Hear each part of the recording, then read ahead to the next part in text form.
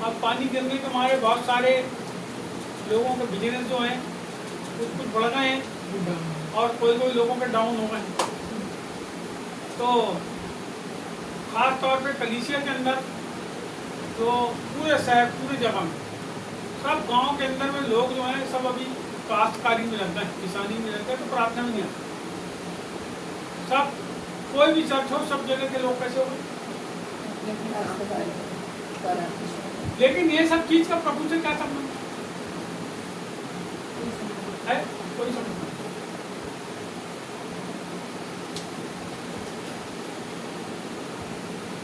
प्रार्थना जो है वो अपनी जगह है। प्रभु का आदर सम्मान सबसे ऊपर है, उससे ऊपर कुछ नहीं।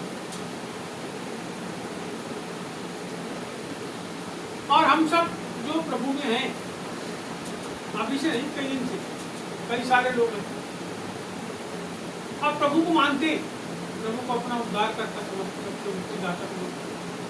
प्रभु को पीछे चल रहे हैं, वो चल ही रहे हैं बस।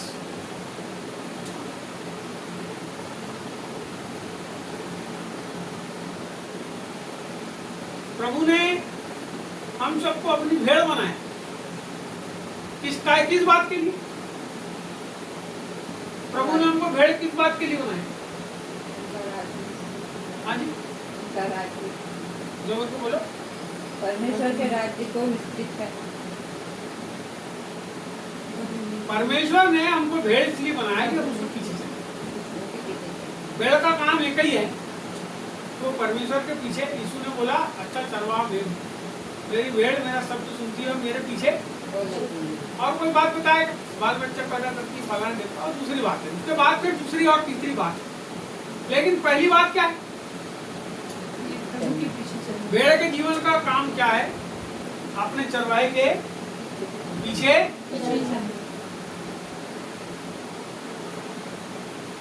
परमेश्वर के पीछे चलना, यीशु के पीछे चलना, अपने चरवाहे के पीछे चलना। पहला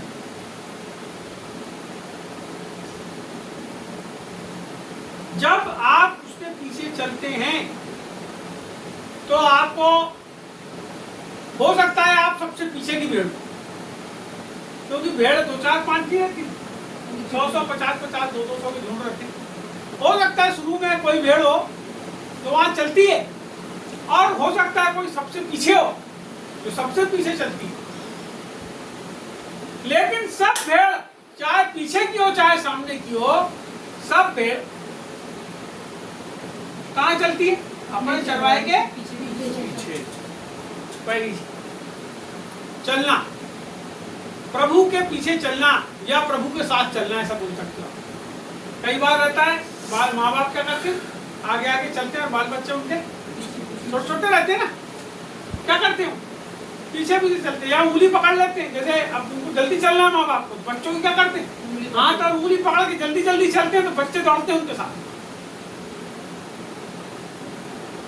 लेकिन बात क्या है? पीछे चलना।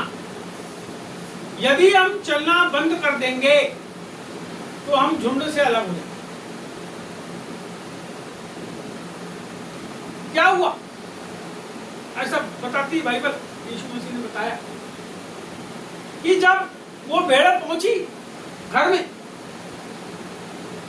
जब भेड़ पहुंची तो उसने गिनती करा तो वह एक भेड़ गायब थी वहां। कितनी भेड़?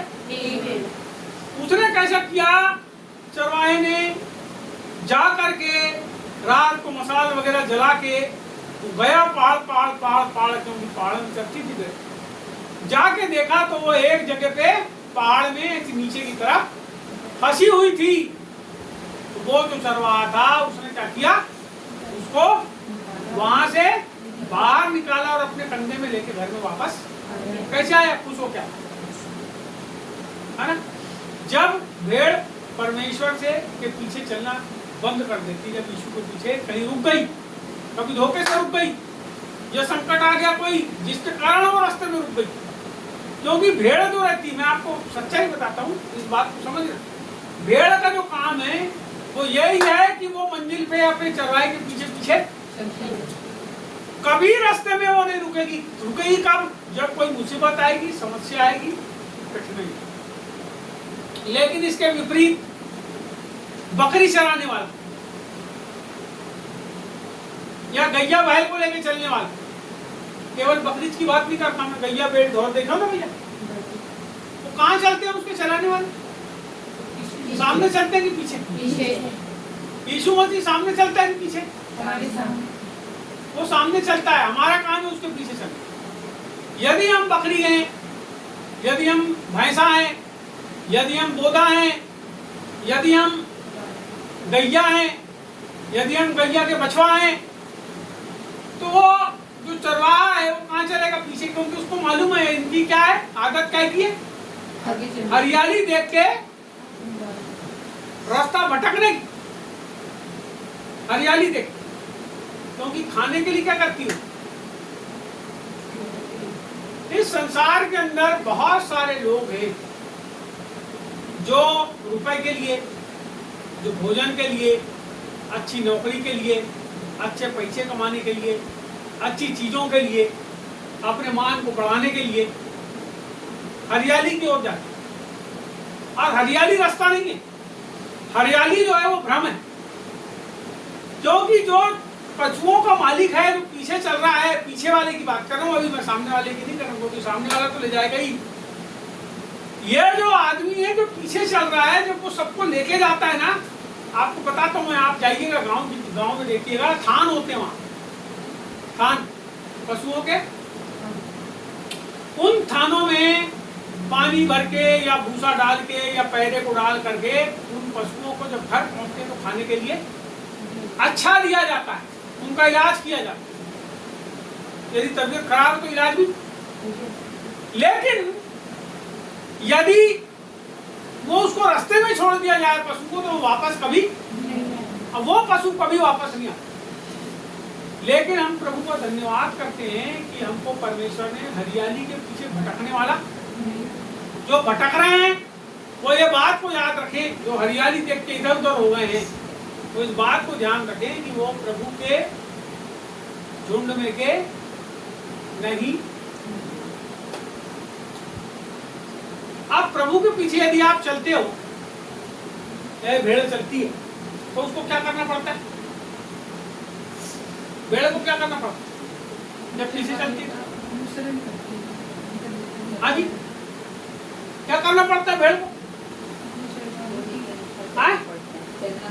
हेलो, उसको पीछे चलना है, उसको एक काम करना है, उसको ना दाएं देखना है ना बाएं देखना है, उसको क्या करना है? जिस रेवड़ के पीछे चल रही है, एक भेड़ आगे वाली के पीछे, दूसरी के पीछे, तीसरी के पीछे, चौथी, पांचवी, छठवीं, सातवीं, वो पूरा जन जो है क्या करते हैं? इधर उधर ताकते झाकते नहीं, सीधे सीधे चलते हैं, सीधे सीधे चलते हैं। वो लोगों की उनको मालूम बुद्धि कैसी रहती भेड़ की, ऐसी नहीं देखती, ऐसी देखती है। और उसकी आंखी में क्या दिखता है? सामने वाले का पाँव, तो क्या करती है? पाँव को देख के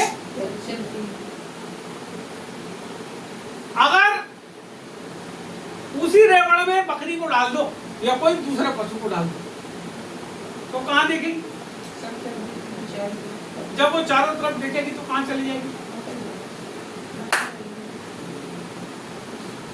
यहाँ एक बड़ी समस्या है, जितने लोग प्रभु के पीछे नहीं आ रहे, अभी भी उनके जीवन के अंदर वो भेड़ का जो देखना है वो नहीं, जो प्रभु के पास है लेकिन प्रभु में नहीं। मेरी बात को समझ, वो बोलते हैं हम यीशु को मानते हैं, लेकिन उनका जीवन यीशु के अनुसार नहीं, प्रभु के पीछे चलने वाला जीवन नहीं।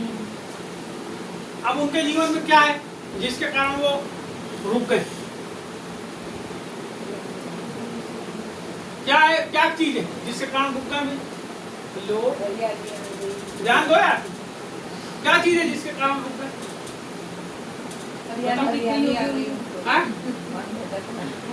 हरियाली देख के मन भटक गया। वो नहीं, तुम्हारा मन कैसे भटका है बताओ?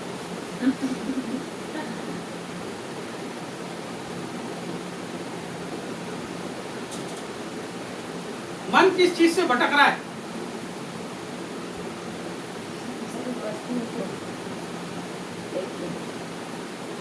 एक आदमी था प्रभु के झुंड में, उसका नाम सबको मालूम। वो आदमी ने कैसा किया, वो बनना चाहता था बड़ा। क्या बनना चाहता था? बड़ा। जब वो बड़ा बनना चाहता था तो उसने क्या किया, पद को पाने के लिए, प्रतिष्ठा को पाने के लिए, अपने आप को ऊपर करने के लिए उसने अपने प्रभु को भेज दिया 30 चांदी के सिक्कों। बोलो लालच। प्रभु के पीछे यदि आप चल रहे हो और आपके जीवन में किसी भी चीज का लालच आ गया है तो आप उसके पीछे चलने से रुक जाओगे। लालच, बकरी जब चलती है तो किस चीज को देखती है? हरियाली को। तो क्या आया मन के अंदर? लालच। इसको खाऊंगी तो बहुत अच्छा लगेगा। लालच आया। जब एक झुंड में चल रही है भेड़ें, भेड़ों की लड़ाई हो गई, उसके बाद अलग हो जाती है भेड़ें? होती है अलग।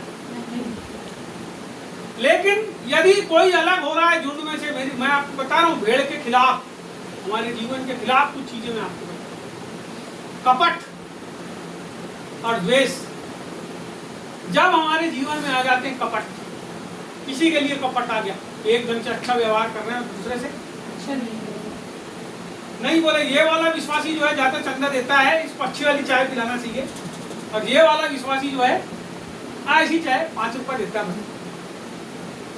समझना बात। जब कपट आ जाए मन के अंदर, जब ये भाव आ जाए कि ये वाला अच्छा पास्टर है और ये वाला पास्टर,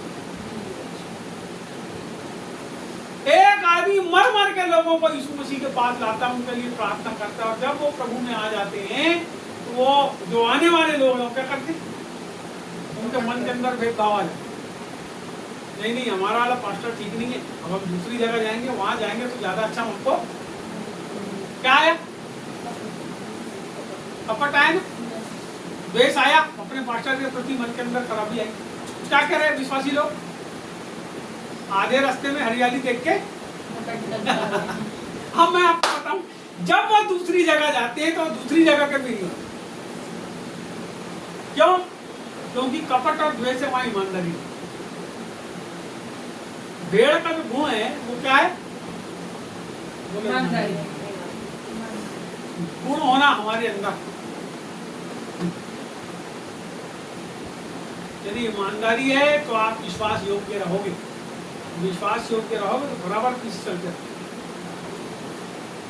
एक पास्टर, बात को समझिए, एक पास्टर कभी आपका उद्धार नहीं करता। यहाँ लिखा है भजन संहिता में, आप पीछे की तरफ जाओगे 146 शायद है, वहां ऐसा लिखा है, तू अपने अगुए का भरोसा ना करना है क्योंकि वो तेरा उद्धार नहीं कर सकते।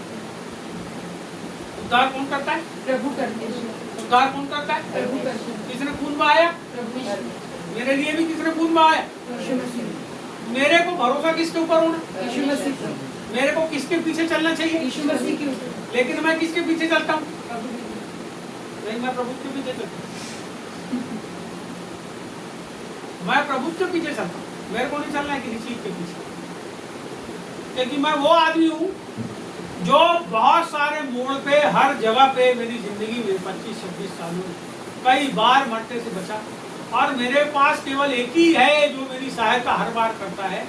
मेरे भिखमंगेपने से लेके, मेरी गरीबी से लेके, मेरे अभाव से लेके, मेरे भुखमरी से लेके, हर चीज में यदि किसी ने मेरे जीवन के अंदर काम किया है तो वो मेरा प्रभु है, क्योंकि मैंने केवल उसकी ओर देखा हूँ और उसके पीछे चला। मैंने कोई शर्त के साथ परमेश्वर की सेवा नहीं किया कि मैं ऐसा करूंगा प्रभु तो तू ऐसा कर। मैंने कभी ऐसी प्रार्थना नहीं किया, प्रभु मैं ऐसा करता हूं तो तू ऐसा कर दे। आपको पता है जहां शर्त होती है ना, वहां स्वार्थ होता है, और जहां स्वार्थ होता है वहां अपनापन नहीं होता, वहां केवल लोगों को लूटना और खसोटना। तो मेरा परमेश्वर से फिलहाल में कोई स्वार्थ नहीं है। एक दिन मैं बहुत रोया प्रभु के पास, और मैंने बोला देख प्रभु मैं तेरे पीछे चलता हूँ, और मेरे को नहीं पता मेरे मरने के बाद मैं स्वर्ग में जाऊंगा कि नरक में जाऊंगा। तो तेरी इच्छा होगी प्रभु तो तू नरक में भी डाल देना, क्योंकि जीवन तो मेरा तेरा ही है, और तेरी इच्छा होगी प्रभु को अपने साथ स्वर्ग में। आप प्रभु के पीछे स्वर्ग और नरक के लालच में भी यदि चल रहे हो, तो मैं आपसे बताना चाहता हूं कि उसके नरक से बचने के लिए और स्वर्ग जाने के लिए भी चल रहे हो। मैं आपको बता रहा हूं, अभी भी आपके विश्वास के अंदर वो सच्चाई, क्योंकि अभी भी तुम लोभ और लालच से प्रभु के पीछे। मैं आपको सच्चाई बताता हूँ, एक भेड़ जो रहती है जब वो चरवाहे के पीछे चलती है तो उसको कोई मतलब नहीं है कि वो कहाँ लेके जाएगा, वो खुद ही लेके जाता है। तुम उसके पीछे पीछे, आप उसके पीछे चलो, आप प्रभु से प्यार करो। मैं आपको बताना चाहता हूँ, आपकी जिंदगी की प्रमुख कुंजी बताता हूँ, मेरे जिंदगी की और प्रभु के दासों की, बाइबल की मैं प्रमुख कुंजी बताता हूँ।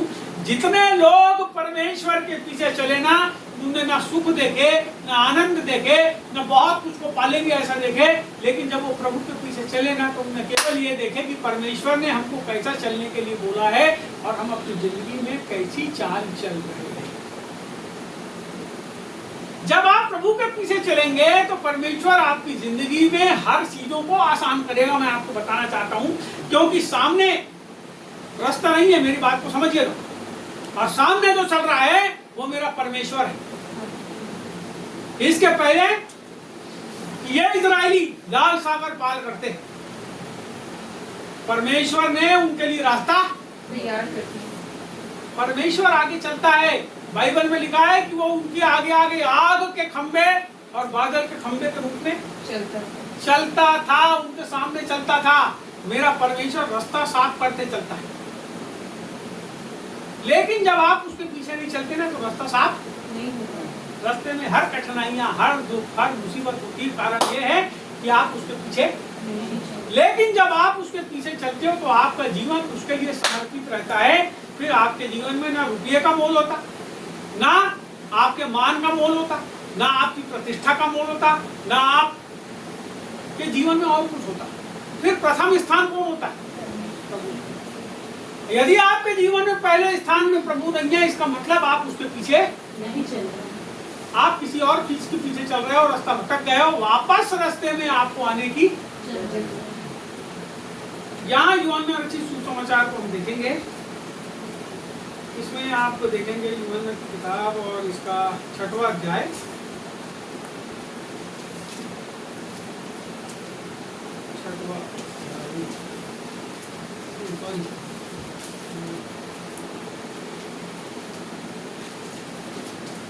सॉरी 8वां अध्याय देखिए, और यहाँ लिखा है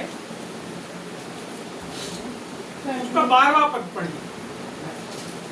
यीशु ने फिर लोगों से कहा, जी, जगत की ज्योति मैं हूँ, जी, जो मेरे पीछे बोलेगा वह अंधकार में न चलेगा, हाँ, परंतु जीवन की ज्योति पाएगा। बस रुको, यहाँ लिखा है यीशु ने फिर लोगों से कहा। किससे कहा? लोगों से कहा।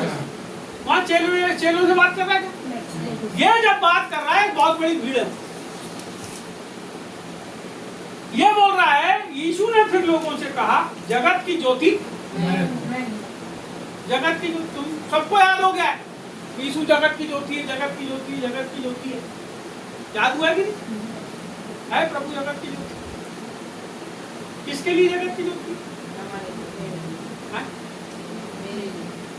वहाँ लिखा जगत की ज्योति। किसके लिए जगत की ज्योति? अंधकार में किसके लिए जगत की ज्योति? मेरे लिए चलो मेरे प्रश्न को याद रखना, पूछूंगा। यहाँ लिखा फिर आगे, जगत की ज्योति मैं हूँ, जो मेरे पीछे हो लेगा, बोलो, जो मेरे पीछे हो लेगा वह अंधकार में न चलेगा, परंतु जीवन की ज्योति पाएगा। किसके लिए ज्योति हो? जो उसके पीछे चलेगा। पहले बोला जगत की ज्योति, किसकी ज्योति? जगत की ज्योति। लेकिन जब आप आगे पढ़ोगे तो वहां भेद है, वहां उसका खुलासा है, वहां उसका प्रकटीकरण। बोलता है जगत की ज्योति मैं हूं, यीशु बोल रहा है जगत की ज्योति। फिर आगे बोलता है जो कोई मेरे पीछे हो ले। वहां कितने लोग खड़े? बहुत सारे, बहुत है ना। इसका मतलब पूरे जगत के लिए एक बल्ब, देखियो आपने बल्ब, देखा ना ये बल्ब, ट्यूबलाइट, अच्छे अच्छे झूमर दुकान में रखे हैं, किसके काम के? किसके काम के? हेलो, किसके काम के? जिसको जरूरत है। किसके काम के? जरूरत है उसके काम के भी नहीं। उजाला देने के लिए। किसके काम के? जिसने दाम चुका के उसको खरीदा है। और खरीद के अपने घर में लाके लगाया। केवल खरीद लिया उसको नहीं, खरीद के अपने घर में यहाँ क्रियाएं उसको लगाना पड़ेगा आपको अपने घर में, और लाइट जलाना पड़ेगा, तो क्या होगा? उजाला। यीशु ने कहा जगत की ज्योति नहीं। और जो कोई मेरे पीछे हो लेगा, आपको उसके पीछे होना पड़ेगा जी। आपको बाजार में जाना पड़ेगा, उसको खरीदने के लिए मेहनत करना पड़ेगा, उसके पीछे होना पड़ेगा। बोलो यीशु मसीह की जय। बोलो यीशु प्रभु की जय। बोलो यीशु प्रभु की जय। जो कोई उसके पीछे बोलेगा। पूरे संसार के लोगों के लिए वो ज्योति है, लेकिन जो कोई उसके लिए हो लेगा। यहाँ प्रभु ने बहुत स्पष्ट रीति से खोल दिया है बात को कि जो कोई उसके लिए उसके पीछे हो लेगा, जो नहीं होगा उसके लिए नहीं, केवल उसके लिए जो उसके पीछे हो लेगा। यदि कोई उसके पीछे हो लिया और मक्कार है, बदमाश है, धोखा देने वाला है, समलैंगिक है, परस्त्रीगामी है, तो उसने उसको उसके पास आया जरूर ज्योति में, लेकिन फिर से अंधकार में। आपको मैं बताऊं, यदि आप ज्योति में हो तो आपके शरीर में कितने दाग हैं? पूरे दाग दिखने आपको मालूम है? यदि आपके मुंह में कीचड़ लगा है, रात को आप भरा है और लाइट बोल है, तो आप वैसे ही सो जाओगे। जब सवेरे दिन निकलेगा तब आपके मुंह पे लगा हुआ कीचड़, आपके कपड़े में लगा हुआ कीचड़ दिखाई देगा, क्योंकि उजाला। जब एक व्यक्ति यीशु मसीह के पास है तो उसके जीवन के अंदर मैं आपको बताना चाहता हूं कि वो जिस पाप में जीवन जी रहा है ना, जिस गंदगी में वो जीवन जी रहा है ना, जिस गलत कामों में वो जीवन जी रहा है ना, जिस धोखेबाजी में वो जीवन जी रहा है ना, उस जीवन को छोड़ करके वो केवल ज्योति में अपने जीवन को जिएगा, अपने जीवन को, अपने सारे सब कामों को खुला ओपन रखेगा। लेकिन यदि हम अपने घर में रह के अपने बच्चे वालों के कामों को नहीं जानते, इसका मतलब कैसे? हम अंधकार में है ना, हमारे बच्चों ने हमको कैसे रखे? यदि हम आपके साथ संगति करते हैं, प्रार्थना करते हैं, और हमको ये नहीं पता कि आप लोग कैसा जीवन जी रहे हैं, तो हम आपके लिए कैसे प्रार्थना करें?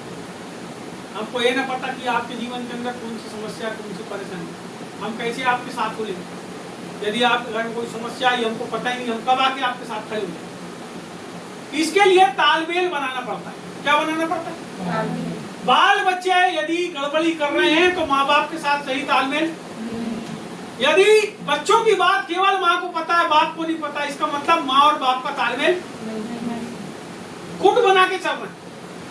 एक घर के अंदर दो टीम हो गई, एक उजाले वाली टीम हो गई, एक अंधकार वाली हो गई। अंधकार वाले बात छुपाते हैं और उजाले वाला क्या करता है? सब चीजों को खोल के। बाइबल में लिखा है जो काम तुम गुप्त में करते हो वो क्या किया जाएगा? ऊपर छत के ऊपर चढ़ करके तुम्हारे कामों को खोल दिया जाएगा। तो यहाँ पे प्रभु का वचन कहता है, यीशु मसीह कहता है, जगत की ज्योति मैं। यदि कोई मेरे पीछे, देखो पढ़ो, जो मेरे पीछे हो ले, जो कोई और जो एक, यदि जो मेरे पीछे बोलेगा, जो मेरे पीछे बोलेगा, वह अंधकार में ना चलेगा। प्रभु कौन है? प्रभु कौन है? अब आप उजाले के पीछे पीछे चल रहे हो, मान लो आपके हाथ में दिया है टेमा है या एक टार्च है। अब टार्च आपके हाथ में और अंधेरा है, और जब आप चलोगे रास्ते में, उसको चालू करके चलोगे तो रास्ते में क्या दिखेगा आपको? अंधेरे में चल रहे हो, उजाले में चल रहे हो, आप उजाले में चल रहे हो और रास्ते पे, मंजिल पे आगे बोला एक बात,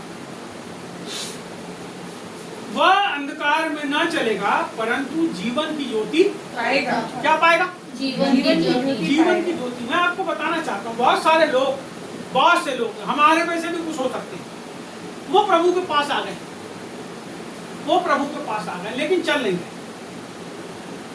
मेरी बात को ध्यान देना, लेकिन चल चलना जो है ना वो क्रिया है हमारे जीवन की, मंजिल पर पहुंचने की क्रिया है।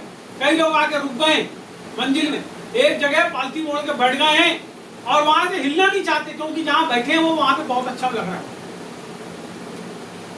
और मसीही जीवन जो है वो त्याग का जीवन, समर्पण का जीवन, अपने आप को परमेश्वर के लिए देने का जीवन। किसके लिए? किसके लिए? किसके लिए? आपने किसके लिए अपना जीवन दिया? चलो बताओ, आपने किसके लिए अपना जीवन? आप अपने पूरा सवेरे रात तक का सर्वे करना, आप भी अपने जीवन का सर्वे करना, आप भी अपने जीवन का सर्वे करना, आप भी अपने जीवन का सर्वे करना, आप भी अपने जीवन का सर्वे करो कि आपने अपना जीवन किसको दिया। आपने अपना जीवन दोस्तों को दिया हो, आपने अपने शरीर को अपना जीवन दिया। देखो, अपने शरीर को भी जीवन दे, हम अपने शरीर के लिए सब कुछ, अपने शरीर। आपने अपने दोस्तों को जीवन दिया, आपने अपनी पढ़ाई लिखाई को जीवन दिया, आपने किसको जीवन दिया? आपके जीवन में प्रथम स्थान कौन रखता है? किसको जीवन? आपका जीवन किसका है? यदि आप ऐसा कह सकते हो कि 24 घंटा प्रभु में जीवन जी रहा हूँ, यदि आप काम भी कर रहे हैं और आपके जीवन में प्रभु पहले स्थान पे है, तो आपके जीवन से प्रभु का नाम निकले, आपके जीवन से प्रभु की स्तुति निकलेगी, आपके जीवन से परमेश्वर के काम प्रकट होंगे। आप जहाँ कहीं हो वहाँ पे जब आप उजाले में हो तो आपके जीवन से भी उजाला लोगों के जीवन के ऊपर। चंद्रमा देखे, चंद्रमा, उसका अपना कोई उजाला है? अपना कोई उजाला है? चंद्रमा का उजाला सूरज के उजाले से, और रात की चांदनी में हम देखते हैं ऊपर तो उसके उजाले चमकता है ना। वैसे ही जब हम प्रभु के पास आते हैं तो उसके उजाले से हमारा जीवन चमकता है। यदि हम उसके पास हैं तो उजाला किसका? प्रभु का। तो किसकी महिमा प्रकट होगी? परमेश्वर। और नहीं हो रही है तो उजाला है उजाला। उजाला होगा तो महिमा प्रकट होगी, तेज प्रकट होगा, परमेश्वर के काम होंगे। इसका मतलब यह नहीं है कि तुम्हारा पूरा मोहल्ला और पूरा शहर जो है वो प्रभु यीशु मसीह में। आपके जीवन से प्रभु के काम प्रकट होंगे, आपके जीवन से प्रभु की स्तुति के शब्द प्रकट होंगे, आपके जीवन से भले काम प्रकट होंगे, आपके जीवन से जो है संगति प्रकट होगी, आपके जीवन से प्रार्थना प्रकट होगी, आपके जीवन से बाइबल अध्ययन प्रकट, आपके जीवन से मेलजोल प्रकट होगा, आपके जीवन में डार, कपट, ईर्ष्या, बैर, लोभ, लालच कुछ भी नहीं रहे। क्यों? क्योंकि आप कायम में, क्योंकि मैं कायम हूँ। लेकिन यदि मेरे जीवन के अंदर सब गड़बड़ी प्रकट हो रही है, इसका मतलब मैं प्रभु में। मेरे जीवन के अंदर प्रभु का स्वभाव प्रकट होना चाहिए, मेरे जीवन के अंदर परमेश्वर के काम प्रकट होना चाहिए। यदि आप बहुत प्रेमी हो, खूब प्यार लोगों से मीठी मीठी बात करते हैं और अपने घर में रहते हो, प्रभु का कोई काम नहीं करते, ना भजन करते, ना स्तुति करते, ना बाइबल अध्ययन करते, ना लोगों से मिलते, ना किसी से जुलते, केवल मीठी बात करते कोई आता है, तो अभी यहाँ सुधार की भी जरूरत है। यदि आपके व्यवहार से किसी को कोई ठोस नहीं लगती तो बहुत आदर की बात, आपका जीवन बहुत अच्छा है। लेकिन यदि आपके जीवन में प्रभु का कोई कार्य नहीं है, परमेश्वर को महिमा जिससे मिले, तो यहाँ पे आपको अपने जीवन के अंदर ऐड करने की जरूरत है, आप और अच्छे हो जाओ। मेरे को अपने जीवन को सुधारने की जरूरत है। यदि मैं गलत हूं तो मेरे को सुधारने की जरूरत है, कोई दूसरा आदमी आके सुधार, कोई नहीं सुधारेगा। आजकल के भविष्यवक्ता और पुराने भविष्यवक्ताओं में फर्क। पहले के भविष्यवक्ता क्या करते थे? वो आके सीधे पाप बताते थे। राजा के पास भी जाता था भविष्यवक्ता और बोलता था तूने फलानी औरत के साथ गलत काम किया है, इसलिए परमेश्वर दंडित है और तेरे इस काम के कारण फलाना फलाना होने वाला है तेरे साथ। आज के भविष्यवक्ता, आज के प्रॉफिट जो अपने आप को बोलते हैं, वो क्या करते? वो आते बोलते अरे तेरे को गाड़ी मिलने वाली है, बहुत खुश विश्वासी, अरे गाड़ी मिलेगी, गाड़ी मिलेगी, गाड़ी मिलेगी, अरे तेरी शादी बहुत अच्छी जगह होने वाली, अरे शादी हो जाएगी, शादी, अरे तू बहुत अच्छा आदमी है, प्रभु तेरे को बहुत आशीष देगा, अरे आशीष देगा, आशीष देगा, बहुत खुश हो जाते हैं। प्रॉफिट का काम है लोगों के पापों को उजागर करना, कलीसिया के अंदर जो गड़बड़ियां हैं उसको हटा देना। मैं आपसे बताना चाहता हूँ, यदि हमारे जीवन के अंदर गड़बड़ियां, आपको पता है यीशु मसीह सबसे बड़ा महायाजक, यीशु मसीह भविष्यवक्ता और यीशु मसीह हमारा राजा है। उसकी 3 क्वालिटी है तो बहुत सारी, लेकिन मुख्य क्वालिटी 3। पहली चीज वो प्रॉफिट है, भविष्यवक्ता। किस चीज का? इस संसार के अंत तक की सारी घटनाओं का ब्यौरा उसने हमको हमारे जीवन के पापों को बार बार हमारे जीवन के अंदर उजागर कर देता है यदि हम गलती करते हैं। और यदि आप प्रभु के साथ रहोगे तो आपके जीवन के अंदर एक गुण आएगा कि आप एक भविष्यवक्ता के समान लोगों के जीवन के अंदर जो गड़बड़ियां उसको बताना। लेकिन आप डरते हो, डरपोक हो। मैं आपसे बोलना चाहता हूं, डरपोकों का स्थान कौन सा है? नरक की झील। लिखा है वहां पे बाइबल में, डरपोक परमेश्वर के नगर के अंदर प्रवेश नहीं कर पाए। हमारे जीवन के अंदर परमेश्वर की महिमा होना चाहिए। पाप से नफरत करो और पापी से प्यार करो। यीशु मसीह ने पापियों से क्या किया? प्यार किया, पापों से नफरत किया। उसने कहा जा अब फिर पाप मत कर। ज्योति का गुण है जी अंधकार को दूर करना। यदि हम अभी भी अंधकार में चल रहे हैं इसका मतलब ज्योति हमारे जीवन के अंदर नहीं। हमको सुधार की जरूरत है हमारे जीवन के अंदर। यदि आप देखें इसी अध्याय का आगे मैं एक वचन और बताऊंगा।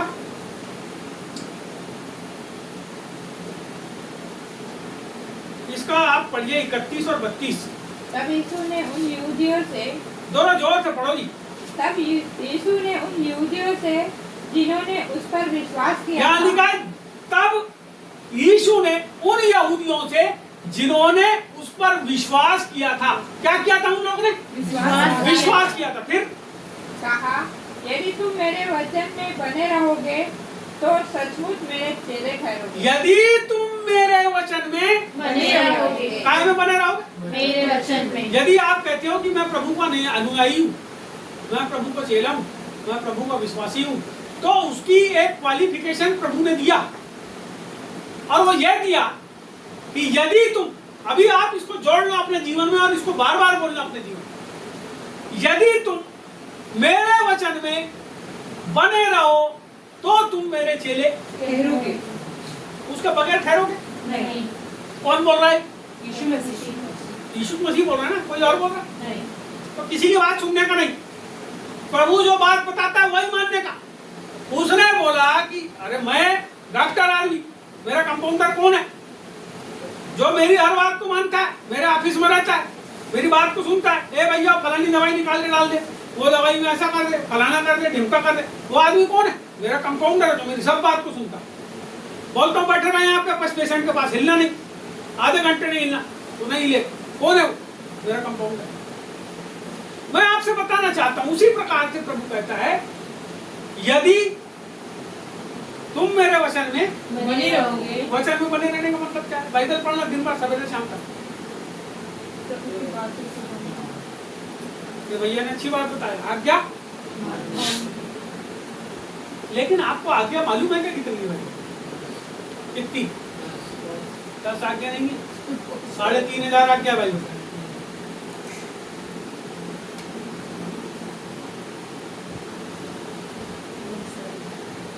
3500। मैंने बीच में निशान अपनी एक बाइबल में निशान लगाने चालू करा था 25 लगाते लगाते लगाते लगाते नए नियम में भी लगाते ही लगाया, निशान लगाते लगा लाल पेज खूब ढूंढा था मैंने। उसके कारण मेरे को प्रभु ने बहुत आशीर्वाद दिया क्योंकि मैंने कई लोग को बताया उसको।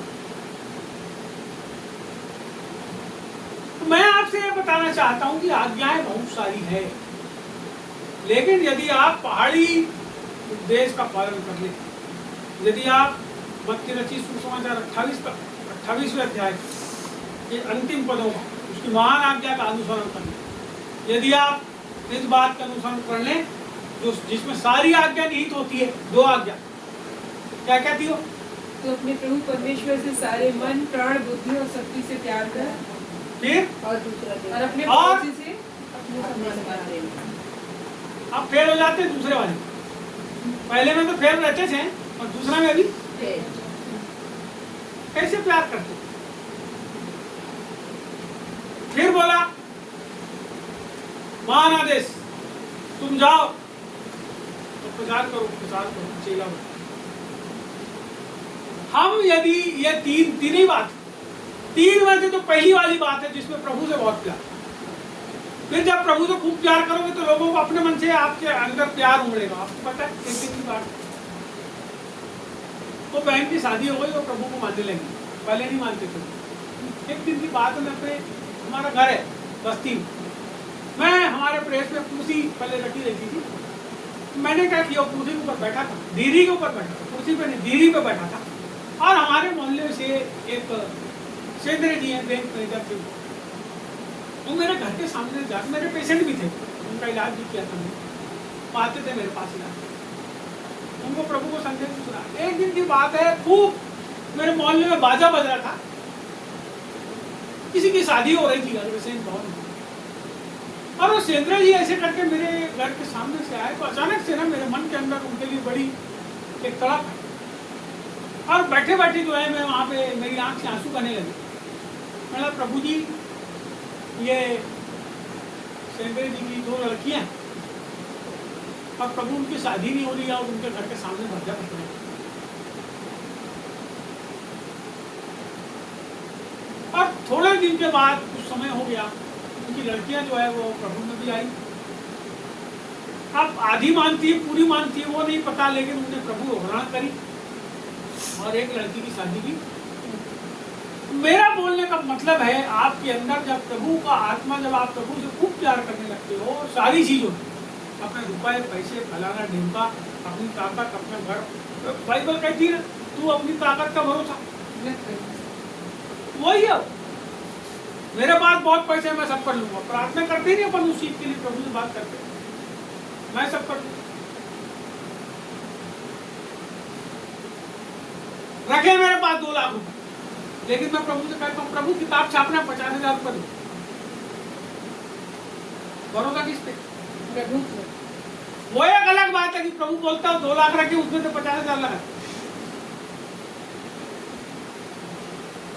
आई समझ में बात? यदि मेरे जेब में पैसा भी रखा है तो भी मैं किससे मांगू? क्या करती है औरतें लोग घर में? उनके पास सब रहता है, छुपा के रखती, बाल बच्चे भी अपना अपना कुछ जुगाड़ करके रखते, लेकिन जैसी जरूरत आती है तो 50 रुपए 20 रुपए के लिए भी किसकी जान खाती है औरतें, जबकि है पैसे, 20 भी है, 50 भी है, 100 भी है, लेकिन अपने वाले क्या करती है? चुपचाप दबा के, और पति के खीसे से जितने बेचारे के पैसे रहते पूरा निकलवा लेती धीरे धीरे, और अपने वाले रखी रहती। वैसे ही प्रभु की औरत है कलीसिया, उसको अपने प्रभु के ऊपर आश्रित, यीशु मसीह है ना हमारा पति, हम कलीसिया है, उसकी दुल्हन है।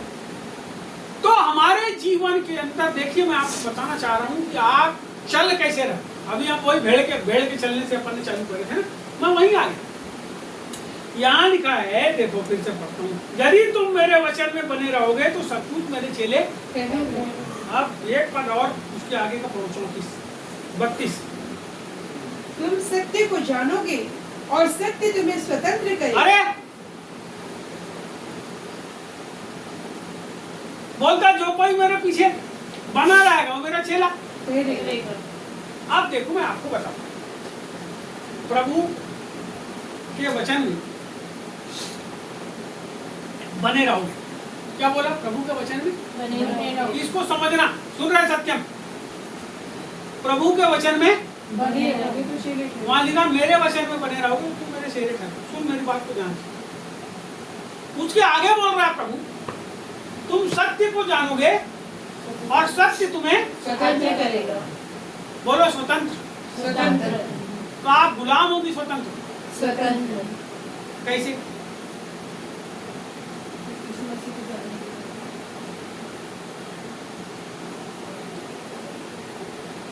कैसे आप गुलाम हो? मैं बताऊंगा ये बात। और कैसे आप स्वतंत्र हो ये भी बताऊं। यदि आप ज्योति में हो, प्रभु के पीछे चल रहे हो, तो आप स्वतंत्र हो। क्यों? क्योंकि आप ज्योति में चल रहे हो और तेरा वचन मेरे मार्ग के लिए। अरे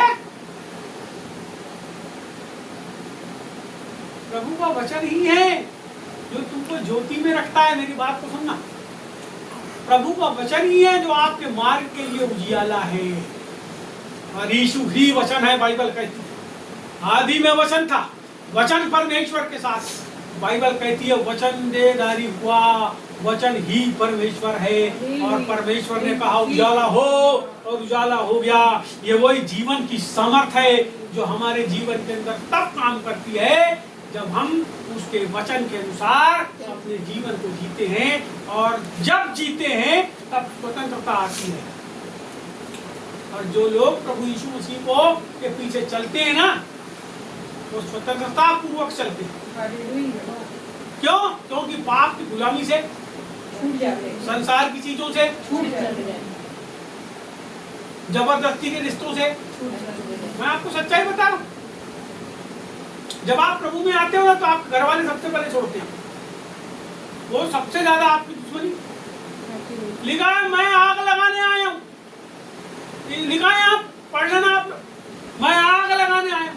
एक माँ अपनी बेटी से, एक बाप अपने लड़के से, और लिखा है वहां पे वो क्या करेंगे, तुमको पकड़ के कचहरियों में सौंपेंगे और जेल खाने में सौंपेंगे। हो रहा है जी अभी, आपको मालूम है पूरे छत्तीसगढ़ के अंदर और बालाघाट में भी ऐसा हुआ। एक बाप को उसके मोहल्ले वालों ने, उसके कोई दूसरे पार्टी वालों ने भड़काए, उसने अपने लड़के के खिलाफ रिपोर्ट कर दी और उसको जेल में बंद करवा दिया जी। सरकारी नौकरी का आदमी था वो, झूठी रिपोर्ट करके उसको जेल में 2 बार। अब प्रभु ने उसको पहली बार भी क्या किया, वहां से केस से छुटकारा दिया, और दूसरा वाला जो है उसका केस वो भी खारिज हो जाएगा। क्यों? क्योंकि प्रभु हमारे साथ है। छत्तीसगढ़ के अंदर हो रहा है, गांव के गांव, मोहल्ले पड़ोस के लोग, रिश्तेदार लोग क्या कर रहे हैं, प्रभु को मानने के कारण लोगों को गांव से भगा रहे हैं।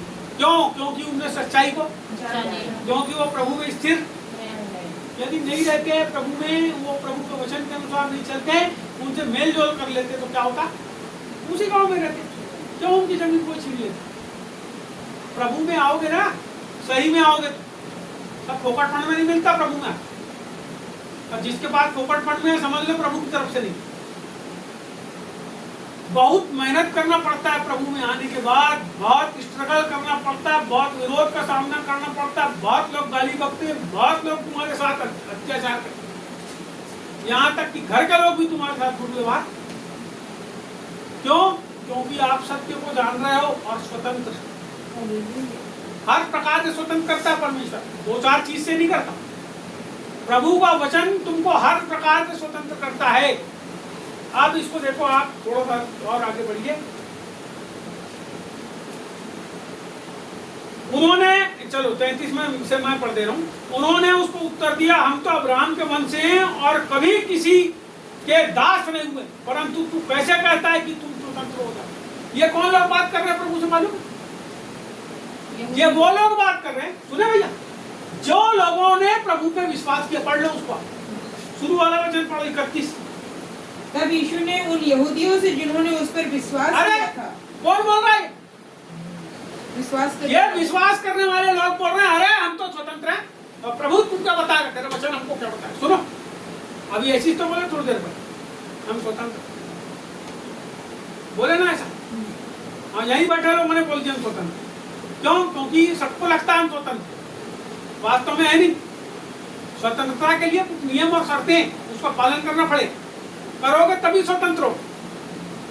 यहाँ लिखा, यीशु ने उनको उत्तर दिया, मैं तुमसे सच सच कहता हूँ, जो कोई पाप करता है वो पाप का दास है। लिखा है ना? हाँ, मैं तो नहीं बोल रहा हूँ, कौन बोल रहा है? यीशु मसीह। अब पाप की कितने पाप है? हेलो, कितने पाप है मालूम है? कितने पाप है बाइबल में? 51 पाप। कितने पाप? उसके लिस्ट मैंने बनाया जब मैं आगे ढूंढ रहा था प्रभु, मैंने वो पापों की लिस्ट बनाई। 51 पाप गलातियों की किताब में वर्णित है, रोमियो की किताब में वर्णित है, प्रकाशित वाक्य में 2 जगह वर्णित है। जो कोई पाप करता है वो पाप का दास है। पाप से जो आदमी, देखो सच्चाई में आपको बता, जो लोग पापों को छोड़ते हैं उन्हीं के जीवन में ज्योति चमकती है, क्योंकि पाप जो है वो अंधकार है। यदि आप आज भी ऐसा सोच रहे हो कि मैं पाप में जी रहा हूं और जीते ही रहूंगा, बहुत मजा आ रहा है मेरे, क्योंकि पाप में मजा है, और यीशु मसीह का वचन मानने में सजा है। मेरी बात को सुनना, बहुत कष्ट भोगना पड़ेगा प्रभु की बातों को मानना है। तो जिस चीज से आपको मजा आ रहा था, अचानक से मजा आना छोड़ना पड़ेगा ना जी। कोई आदमी के पास जाके कोई लड़की रोज चूमा चाटी करती है, अच्छा लगता है उसको, और अचानक से जाना बंद करेगी तो अरे याद आएगी उसकी, बार बार फिर दौड़ेगी, लपके नहीं फोन करेगा, वो आदमी भी दौड़ेगा अगर वो औरत मिलना बंद कर दे। आपको पता है बहुत मजा है पाप में। पाप से छुटकारा पाना हमारे जीवन के अंदर सबसे महत्वपूर्ण है। और जो पाप में जीवन जीता है, सुनो, तुम्हारा शैतान तुम्हारी आंख को बंद करता है, तुम्हारे दिमाग को कुंद करता है। जब तुम ये बातों को सुनते हो ना, तब शैतान तुम्हारे ऊपर एक पर्दे को डालता है जिससे नींद आती तुम, क्योंकि तुम पाप से स्वतंत्र होना। जब तुम स्वतंत्र नहीं होना चाहते, तब तुम्हारी आंख के अंदर इधर पे उसका आवरण आता है, सुनना नहीं चाहते। क्यों? प्रभु का वचन सुनोगे तो परमेश्वर तुम्हारे को सही रास्ते पे चलाएगा। तुमको प्रभु के पास आना पड़ेगा यदि उसको फॉलो करना है। तो यहाँ पे प्रभु का वचन कहता है, जो कोई पाप करता है पाप का दास सदा घर में नहीं रहता, पुत्र सदा रहता है। तुमको पुत्र बनना पड़ेगा। यदि पुत्र बनना पड़ेगा तो क्या करना पड़ेगा? इसलिए यदि पुत्र तुम्हें स्वतंत्र करेगा तो सचमुच तुम स्वतंत्र हो जाओगे। बोलो यीशु मसीह की जय। कौन स्वतंत्र करेगा? कौन स्वतंत्र करेगा? अब फैसला आपके हाथ में। आपको स्वतंत्र होना है कि दास होना। और आपको यदि प्रभु के पीछे चलना है तो उसके अनुसार जीवन जियो। लंद फंद, चोरी चमारी, झगड़ा, लूट फरेब, व्यभिचार, गंदे काम, पर स्त्री गमन, अपने माँ बाप का अनादर करना, लिखा है बाइबल में, ये एक पाप है। रोमियो किताब पहला अध्याय पढ़ो। अपने माँ बाप का अनादर करना, बड़ी बड़ी घमंड की बात करना, ये सब कुछ छोड़ो। आपको रियल बात बता, ये सब को छोड़ो और छोड़ के प्रभु के पास आओ और पश्चाताप। बाइबल कहती है यदि कोई अपने पापों को मान ले और उन्हें छोड़ दे तो उस पर दया। मैं आपसे निश्चय कहना चाहता हूँ, मेरा परमेश्वर इसीलिए आया कि वो हमारे जीवन के अंदर स्वतंत्रता को, वो इसलिए आया कि वो हमको परमेश्वर की संतान बनाए हमारे विश्वास करने। लेकिन हमारा विश्वास कैसा है? यदि हमारा विश्वास अधूरा है तो हमको उस अधूरे विश्वास को पूरे विश्वास में लाना पड़ेगा, क्योंकि कर्म बिना विश्वास अधूरा है। आपके काम बताते हैं आप कैसे विश्वासी।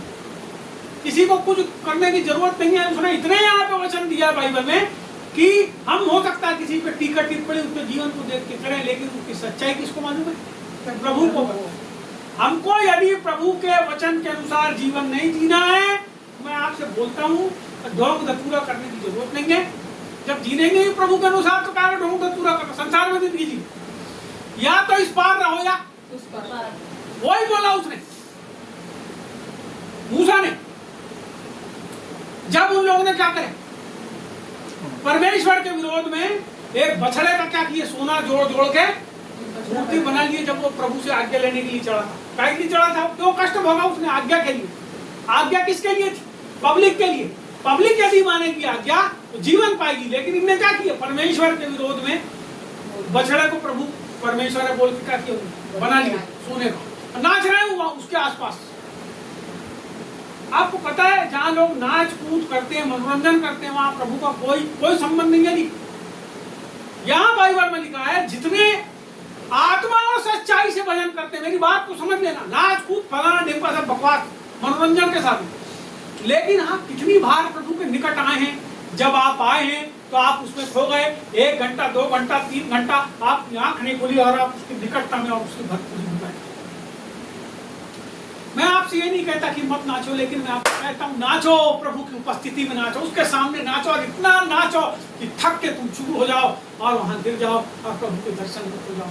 मैं तुमसे ऐसा नहीं कहता कि तुम ऐसा मत करो, लेकिन मैं तुमसे ये कहता हूँ आत्मा और सच्चाई से परमेश्वर का भजन, उसके निकट आओ, अपने पापों को छोड़ दो, अपनी गलतियों को मान लो और प्रभु से कहो, प्रभु में पश्चाताप करता हूँ मैं ऐसे। जब आप ऐसा करोगे, उसके पीछे चलोगे, परमेश्वर का राज्य आपके लिए खुला हुआ है, आप उसमें प्रवेश करोगे। Yes. आइए हम प्रार्थना करें। Thank you, Jesus. जमीन और आसमान